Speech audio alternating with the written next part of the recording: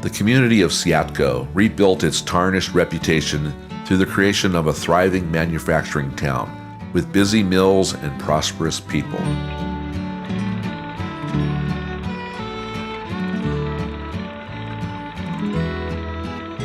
But debate raged over the town's name. Oliver Shedd, who had helped develop the community over 35 years, insisted on retaining the name of Seattle. Three industrialists, perhaps trying to shed the town's tarnished image, proposed a new name, Bucoda. The men were William Buckley, a Northern Pacific Railroad official, Samuel Coulter, a Scatter Creek landowner who managed a coal mine, and John B. David, a Portland, Oregon investor. They created the name Bucoda by combining the first letters of each of their surnames.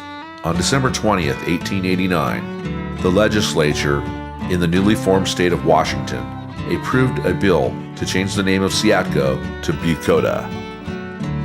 The town featured 2 general stores, 3 saloons, 3 hotels, a barber shop, a meat market, and several small boarding and lodging houses. The owners of Seattle Manufacturing Company joined with Charles Gilchrist, Abner Packard, and C.M. Honson in February 1890 to form the Bank of Bucoda, which opened on the west side of Nennan Street. The small community of Seattle blossomed in the latter years of the 19th century, reaching a peak population of 1,000 in 1892. For nearly a century, children living in Bucoda attended a small school in the heart of town. In 1878, early settlers pooled their resources to construct a 2-room school. But within 14 years, Seattle School's student population had outgrown the building. In the fall of 1892, residents erected a new 2-story, 4-room school at a cost of $6,000. 4 years later, the community created the Bucoda School District, number 31. In the mid-1920s, increasing enrollment prompted local leaders to consider building a new school. At an election on December 24, 1925, voters overwhelmingly agreed to issue $19,000 in bonds to pay for the new building. The school served children 1st through 8th grades, while the high school students rode buses from either Tenino or Centralia. Flip quarters in the back seat in the school bus, and is that right? Heads or tails, and the bus driver wasn't too happy about it, and then we slid off the road by the Skookumchuck River one time and almost tipped over. That was pretty exciting. When I started school, there was kids that lived over in the valley, and they'd ride their horses to school over the hill, and there were 2 boys, Charlie and Lonnie, and they were something else. They both chewed tobacco, and no wonder Mr. Nobbit had to be ornery with them. they were hungry kids. They'd spit in the inkwell whenever they chewed and clapped. In the 1940s, educators began to consolidate smaller districts into larger ones, encompassing the smaller districts of Galvin, Ford's Prairie, and Bucoda. The Bucoda School served students until 1971. Bucoda voters opted to join the Tenino School District. The Bucoda School was torn down in 1976. Buried beneath the hills lay the black gold that fueled steam-powered locomotives pulling trains across the United States in the 19th and 20th centuries. In July 1886, the Northwest Coal and Transportation Company formed in Bucoda. In 1907, the Washington Union Coal Company created Tono, a small mining community south of Bucoda. Within a decade, Tono grew to nearly 1,000 residents, living in 100 tidy company houses, each built differently but encircled with white picket fences. For some reason, my mom told me to stay away from the Tono girls. The Tono girls? Yeah, don't you go over to Tono. She didn't, for some reason, must have heard a story or two about it. They were always nice, I thought. And when she told me that, I thought, boy, I'm going to Tono.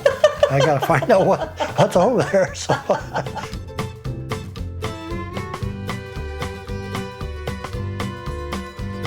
Although Tono survived the early part of the Depression, Production had dropped from 236,000 tons to 97,000 by 1931. I just got to meet my dad coming out of the mine, yeah. Really? And we'd go in there and get a hat and get a lamp, and it was a carbide lamp. And to be able to get it to light, you had to take the top off and spit. And we'd get those and get them going and put on the hat and go down the mine. The town started to die in 1932 when the Union Pacific began firing its steam engines with fuel oil rather than coal.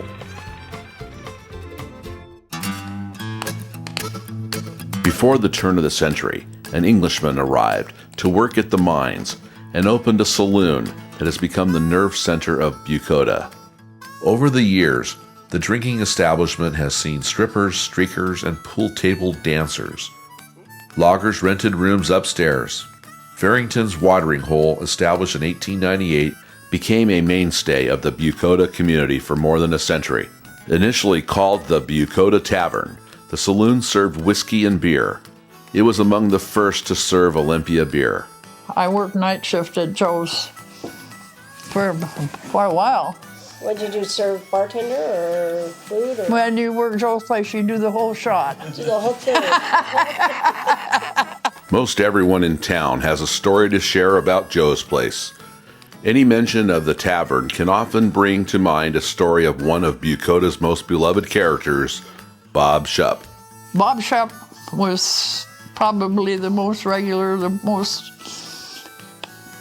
standout one of Why did any customer we ever had. Everybody knew Bob, and he was a happy-go-lucky guy, and he had his certain stool at Joe's Place, and that's where he sat. Nobody sat there. Bob sat there. Every evening he would be there. He loved a lot of things. He was a cowboy. Always wore a cowboy hat, and he rode in rodeos, and good baseball player, very good, and he played the trumpet. And a lot of times he'd take it with him when he went to Joe's Place, and he'd have a few beers and feel like playing the trumpet, and he'd get out in front of the tavern there and play the trumpet. And this story is hard to believe that I'll tell you now about Bob, but it was passed around for a long time. Well, Bob used to ride his horse up there, and he would tie it up to that pole we talked about where they whittled on it. He'd tie it up there, and he'd go in and sit down in his favorite stool. Sometimes he would sit there too long and have too many beers. So one night that happened, so he come out to go home, and he couldn't get up on his horse. He just, had too many drinks. And so he decided to walk home, and the horse would just follow him. So he lived on the other side of the tracks as you come into Bucoda from Centennial side. And he got down there, and he was trying to get across the tracks, and he couldn't navigate very well, and the horse was right behind him. And they said, "Here come a train down the main line."